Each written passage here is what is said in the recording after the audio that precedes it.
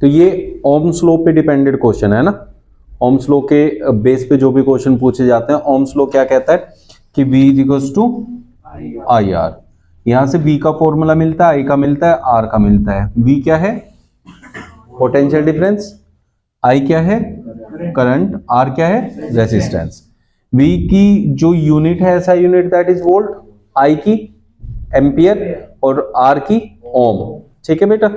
तो अब आपसे जैसे क्वेश्चन होंगे, सिंपल से क्वेश्चन जो है ये भी कई बार आते हैं, आपके एमसीक्यू में भी आ जाते हैं और आपके 2 नंबर में भी आ जाते हैं। तो आपसे क्या कह रहे हैं, how much current will an electric bulb draw. तो सबसे पहली चीज होती है क्या आप पूछ रहे हैं उसको साइड में लिखना होता है, और क्या दिया है उसको भी लिखना है। हाउ मच करंट, तो आपसे पूछा है कि आई कितना होगा। पहली चीज draw from a 220 volt source, जो ये सोर्स है 220 वोल्ट का है, इसका मतलब पोटेंशियल डिफरेंस की आपको वैल्यू दे रखी है।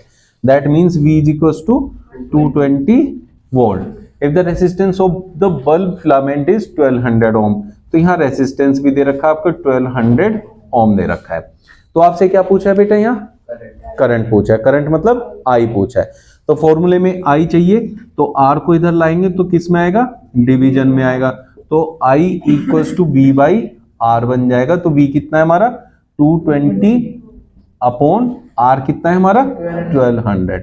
अब क्या है कि वोल्टेज की यहाँ पे यूनिट लिखनी है, R की यूनिट लिखनी है, वो मत लिखना। आपने क्या फाइंड कर रहे हो, I, बस डायरेक्ट यहाँ I की भी यूनिट लिख देना, दैट इज एम्पियर। समझ में आ गया बेटा। वैसे AMP नहीं लिखते, खाली A लिखते हैं, ये समझाने के लिए लिखा है बस।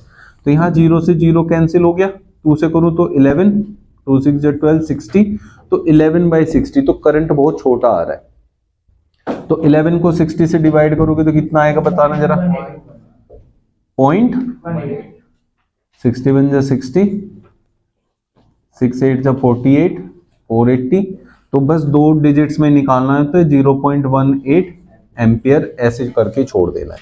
तो ऐसे सिंपल से क्वेश्चन आएंगे, 2 मार्क्स में आएंगे, 2 पार्ट्स दिए होंगे या फिर ये भी 2 नंबर में दे रखा होगा। How much current will an electric heater coil draw, तो यहां भी क्या पूछा है आप लोगों से, करंट पूछा है। तो करंट के लिए फिर I पूछा है, मतलब है ना I will an electric heater coil draw from a 220 volt source. तो V भी दे रखा है, 220 वोल्ट दे रखा है। If the resistance of heater coil is 100 ohm, resistance कितना दे रखा है 100 ओम।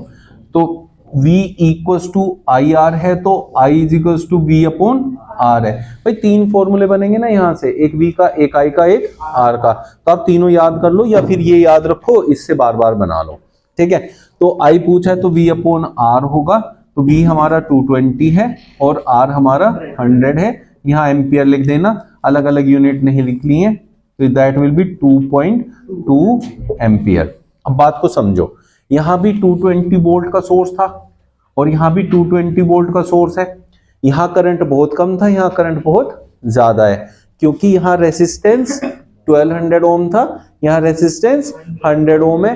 तो इससे साफ साफ पता चलता है कि अगर रेजिस्टेंस ज्यादा है, रेजिस्टेंस ज्यादा है तो करंट कम मिलेगा, और रेजिस्टेंस कम है तो करंट ज्यादा मिलेगा।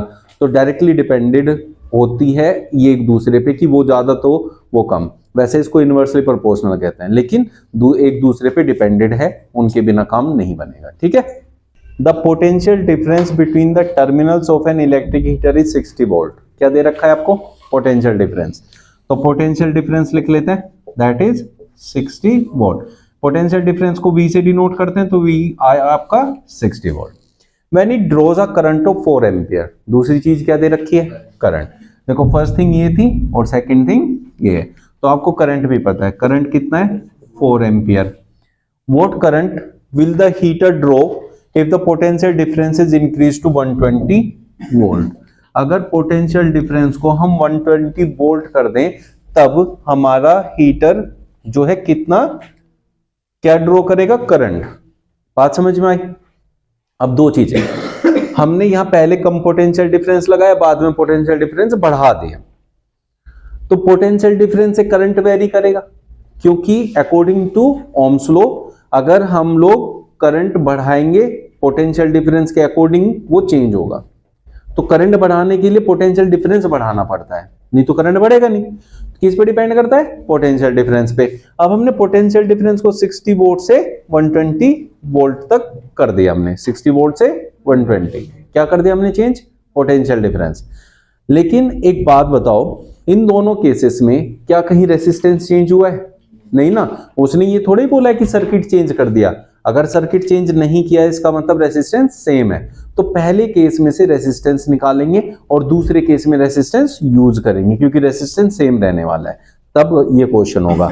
तो पहला जो केस दिया है, पहले केस में अब नहीं, बहुत से बच्चे कैसे कंफ्यूज होते हैं, बहुत से बच्चे सोचते हैं करंट तो पहले दे रखा है और वो यहाँ कह रहा है करंट पता करो। यार ये क्या दे रखा है? करंट ही दे रखा है, करंट ही पूछा है। ऐसा नहीं है। उसने ये कहा है कि जब हम 60 वोल्ट का आपको पोटेंशियल डिफरेंस देते हैं तब तो 4 एम्पियर का करंट आता है, जब 120 वोल्ट का पोटेंशियल डिफरेंस देंगे तब कितना करंट आएगा। तो दोनों केस में रेसिस्टेंस सेम रहने वाला है, इसलिए पहले केस में जो सारी चीजें दे रखी हैं उससे रेसिस्टेंस निकाल लेंगे। रेसिस्टेंस क्या होता है? V/I। ठीक है बेटा। V कितना है हमारा? 60, I कितना है? 4, ये कितना आ गया? 15 ओम। तो resistance will be same in both the cases because same जो है आपका क्या है? सर्किट है, सर्किट चेंज नहीं हुआ है। ठीक है। अब दूसरे केस में आपसे पूछा है what current will the heater draw. तो करंट पूछा है तो करंट का फॉर्मूला हो जाएगा V/R। तो V कितना है बेटा हमारे पास इस बार? 120 और R कितना है? 15। अभी हमने निकाला 15 से कितनी बार जाएगा? ठीक है, इक्वल्स टू 8 एम्पियर। तो 8 एम्पियर का करंट ड्रॉ होगा। बात समझ में आ गई? जब आपका ये क्वेश्चन ऐसे आता है करने के लिए 2 नंबर में, तब तो आपने ऐसे पूरा प्रोसेस करना पड़ेगा। लेकिन अगर एमसीक्यू में आता है, एमसीक्यू में अब आपको पता है कि वोल्टेज के डायरेक्टली प्रोपोर्शनल करंट होता है। वोल्टेज की डायरेक्टली प्रोपोर्शनल। पहले केस में वोल्टेज 60 वोल्ट है और करंट है 4 एम्पियर। अब वो कह रहा है दूसरे केस का जो वोल्टेज है वो हो गया 120। कितना टाइम्स हुआ? डबल। तो करंट भी क्या हो जाएगा? डबल ही होगा, क्योंकि डायरेक्टली प्रोपोर्शनल होता है। तो 8 एम्पियर का करंट हो जाएगा। बात समझ में आ गया? एमसीक्यू में आएगा तो सिर्फ इसको कंपेयर करना है, रेशो के हिसाब से आंसर दे देना है, और अगर 2 नंबर में आएगा तो पूरा सोल्व करके दिखाना है। ठीक है। देखो नेक्स्ट क्वेश्चन में हमें क्या कह रहा है? Resistance of a metal wire of length 1 metre. Length क्या दे रखी है? 1 मीटर दे रखी है। तो मैंने आप लोगों को सिखाया है कि जो दे रखा है उसको पहले लिख लेना है। इस 26 ओम क्या है? 26 ओम रेसिस्टेंस। तो रेसिस्टेंस आपको दे रखा है 26 ओम एट 20 डिग्री सेल्सियस या सेंटीग्रेड कह सकता है। तो यहाँ टेम्परेचर का हमें कुछ रूल नहीं फॉलो करना, क्योंकि जो 10th क्लास में हमें दे रखा है उसमें टेम्परेचर पे डिपेंडेड वाली चीजें आपको नहीं पूछनी है। तो इसलिए न्यूमेरिकल जब भी पूछेगा तो उसमें टेम्परेचर को इग्नोर कर देना सिरे से। If the diameter of wire is 0.3 mm, diameter कितना है बेटा? 0.3 mm। इसको मीटर में चेंज करना पड़ेगा, जिसको हम क्या लिख सकते हैं? 0.3 इंटू 10 टू द पावर क्या होता है? 1 mm में कितने वो होते हैं बताओ? अब इसे मीटर में चेंज करना है तो 1 mm में कितने मीटर होते हैं भाई? अगर मैं इसे देखूं तो 10 टू पावर -3 से मल्टीप्लाई कर दूं, है ना। अगर इसे पॉइंट हटाना है तो 3 into 10 to the power 4 metre हो जाएगा। हो जाएगा कि नहीं हो जाएगा? कोई प्रॉब्लम है यहां तक? ये क्या है आपका? डायमीटर है। ठीक है। अब आपसे क्या कहा है? What will be the resistivity.